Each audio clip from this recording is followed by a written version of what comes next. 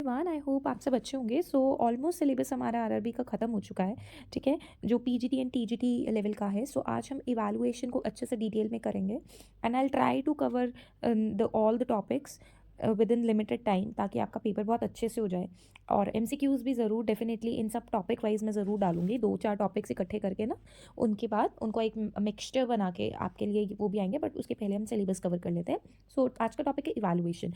आप सबको पता है इवैल्यूएशन एक ना ऐसा प्रोसेस है जिसमें हम बच्चे की इफेक्टिवनेस की कितना उसने किया है, क्या क्वालिटी है, ठीक है, उसने क्या लर्निंग ऑब्जेक्टिव्स को अचीव किया है, कौन सी टीचिंग स्ट्रैटेजीज आपने जो यूज़ करी है वो उसके काम भी आई हैं या नहीं आई है, आपको उसको बदलने की ज़रूरत है। ठीक है, वो सब करते हैं। अब इवैल्यूएशन क्या है? एक ऐसा प्रोसेस है जिसमें हम देखेंगे कि बच्चे ने जो भी लर्न किया या बच्चे को जो भी समझ में आया है उस इन्फॉर्मेशन को किस एक्सटेंट तक बच्चे ने ऑब्जेक्टिव्स को अचीव किया है, that is your evaluation. Now क्या ऑब्जेक्टिव्स है इवैल्यूएशन के लिए? देखो, हम चाहते हैं बच्चे को असेस करना, हम बच्चे की स्ट्रेंथ और वीकनेस को देखना चाहते हैं।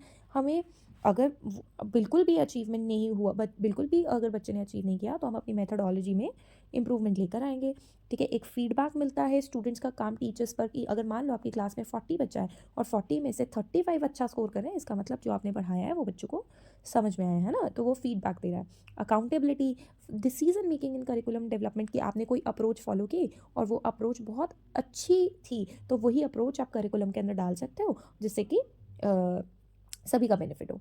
एक अच्छा इवैल्यूएशन सिस्टम कैसा होता है? वैलिड होगा। ठीक है, उसको पता है कि भाई हाँ, ये चीज़ वैलिड है, रिलायबल होगा, टाइमली कंप्लीट हो जाएगा। ठीक है, कोई उसमें पर्सनल जजमेंट नहीं होगी, कॉम्प्रीहेंड सारे एस्पेक्ट्स को क्या कर रहा होगा, कवर कर रहा होगा, प्रैक्टिकल होगा, ईजी टू इम्प्लीमेंट होगा। नाउ ये हम हर पेपर में, सी टेट में, एच टेट में, हर जगह देखते हैं। एक होती है फॉर्मेटिव इवैल्यूएशन, एक होती है समेटिव। फॉर्मेटिव पूरे साल चलती है, हम चाहते हैं पूरे साल जितनी बच्चे में इंप्रूवमेंट हो सके, शॉर्ट टेस्ट हो गए, क्विज हो गए, असाइनमेंट हो गई, छोटे छोटे उनको एक्सपेरिमेंट्स करने के लिए दे दिए, उसके अंदर जो प्रॉब्लम्स आई उसको वहीं तुरंत सिखा दिया, that is your formative. Summative का मतलब होता है लर्निंग पीरियड के एंड में ओवरऑल बच्चे ने पूरे साल में क्या सीखा, that is your summative. Final exams और टर्म एंड, इसमें ना इंप्रूवमेंट की कोई गुंजाइश नहीं होती। अब आपने उसको फाइनली ओवरऑल जज कर लिया, now the child will go into a next class. Now comprehensive evaluation क्या होती है? जिसके अंदर हम बच्चे का cognitive, affective, emotional, psychomotor development check करते हैं। हॉलिस्टिक का मतलब ओवरऑल ग्रेड करते हैं बच्चे को। ठीक है, तो आपने देखा है ना कि जब रिपोर्ट कार्ड बनता है तो उसके अंदर उसका बिहेवियर भी आता है, उसके अंदर उसकी पंचुअलिटी भी आती है, उसके अंदर सब कुछ आता है ना। तो that is your comprehensive evaluation. Partial evaluation क्या होता है? जो स्पेसिफिकली स्किल बेस्ड होगा। स्किल बेस्ड में मैं आपको बताती हूँ, हमारे रिपोर्ट कार्ड्स में जो इंडियन रिपोर्ट कार्ड्स होते हैं उसमें पूछा जाता है, अच्छा कई रिपोर्ट कार्ड्स में डांसिंग स्किल है या डिज़ाइनिंग स्किल्स है, कोडिंग स्किल्स है, कुछ लोग आजकल डाल रहे हैं कुछ स्कूल्स, तो वो स्किल बेस्ड असेसमेंट है। ठीक है, then comes to based on techniques. पहली आती है आपकी क्वालिटेटिव इवैल्यूएशन। क्वालिटेटिव इवैल्यूएशन में डिस्क्रिप्टिव डाटा पे ज़्यादा काम होता है, जिससे जो आपसे इंटरव्यू पूछता है क्वेश्चन वो क्वालिटेटिव है, वो जानना चाहता है कि आप में कौन कौन सी क्वालिटी है, कौन कौन से स्किल्स हैं जो कि इंस्टीट्यूट के लिए काम में आएंगे, राइट।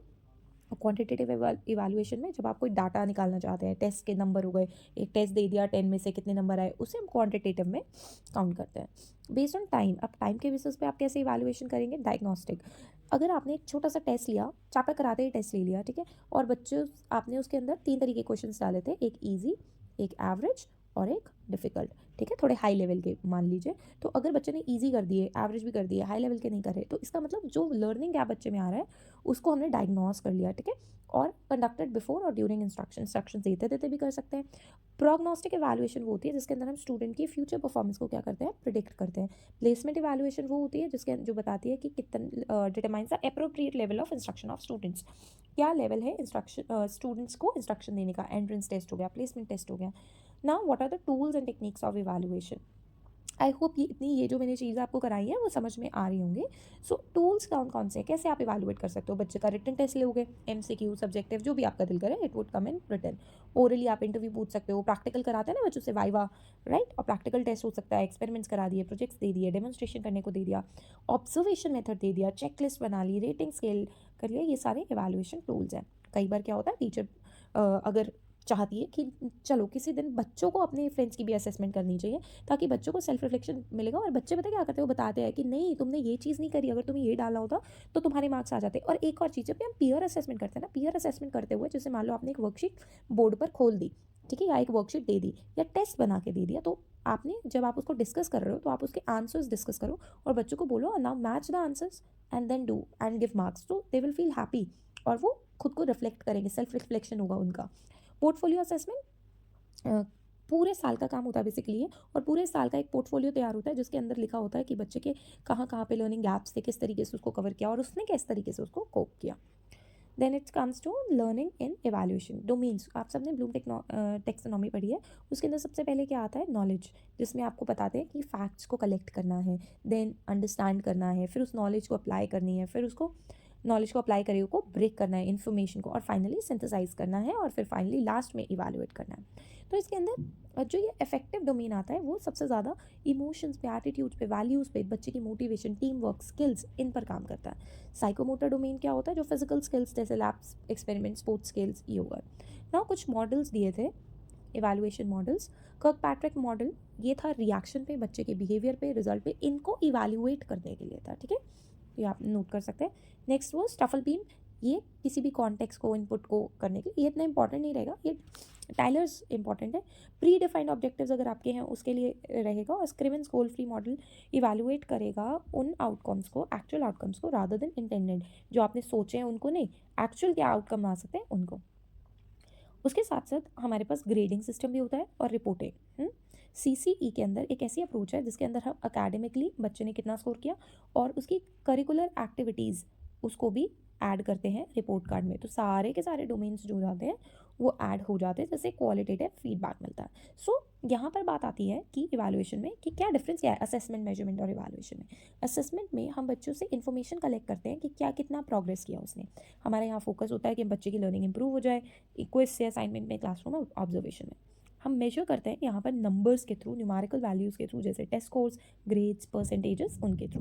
देन इवैल्यूएशन होता है finally you are going to finally you are going to interpret the data, ठीक है, interpret the data from the assessment and measurement to make value judgements and determine the effectiveness of your teaching, कि भाई जो आपने teaching करी थी वो काम में आई, इतने परसेंट बच्चों के एवरेज स्कोर है, एवरेज इसका मतलब उस टॉपिक को लेकर बच्चा क्लियर है, deciding whether teacher method required improvement और नॉट, है ना। So the three process all are interconnected. Now if I talk about evaluation, आजकल कहाँ हम यूज़ करते हैं, कैसे यूज़ करते हैं, ऑनलाइन एग्जाम्स में, AI बेस्ड ग्रेडिंग में। आपने एक चीज़ देखी है, आजकल ना गूगल फॉर्म्स आ गए हैं, ठीक है। तो गूगल फॉर्म में ना कई बार बच्चे ट्राई करते हैं चीटिंग करने के लिए, बट हम उसको और भी ज़्यादा कैसा कर सकते हैं, अगर हमने उनको 2 मिनट में 2 मिनट का टाइमर दे दिया और उसे उसके अंदर उसे 5 क्वेश्चन करने हैं, and they are quite tricky, कि 5 क्वेश्चन इस तरीके से करने हैं कि दे कांट चीट, राइट। या आपने उनको पैटर्न बेस्ड क्वेश्चन दे दिए जिसमें उनको करना ही पड़ेगा, या 30 मिनट्स में 30 क्वेश्चन करने हैं, ठीक है। तो अब क्या होता है, टाइम यहाँ बन जाता है और बच्चे को खुद से ही करना पड़ता है, चीटिंग भी अवॉइड हो जाती है। तो ये सारे एग्जाम्स टेक्नोलॉजी बेस्ड है। यहाँ पे फोकस होता है स्किल मास्टरी पे। ऑथेंटिक असेसमेंट होनी चाहिए, ऐसी असेसमेंट जो कि रियल लाइफ बेस्ड जो प्रॉब्लम को सॉल्व करे। गेम के थ्रू भी आप कर सकते हो, ठीक है, गेम कोई ऐसी अपने डेवलप करी कोडिंग से, and finally what you got कि हाँ बच्चे उसको कर पा रहे हैं असेसमेंट में। Then comes to challenges in evaluation. देखो क्या क्या चैलेंजेस हमें देखने पड़ते हैं।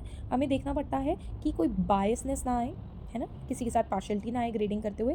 समेटिव पे ज़्यादा काम नहीं होना चाहिए, ज़्यादा फॉर्मेटिव असेसमेंट पे काम होना चाहिए, राइट, ताकि बच्चे की इंप्रूवमेंट होती रहे। लिमिटेड रिसोर्सेज अगर होंगे तो हम इवैल्यूएट नहीं कर पाएंगे। ये सारे कुछ चैलेंजेस हैं, और हमें इंश्योर करना चाहिए कि सबको हम ऐड करें और सबको फेयरनेस मिले, right. So this is all about the topic evaluation.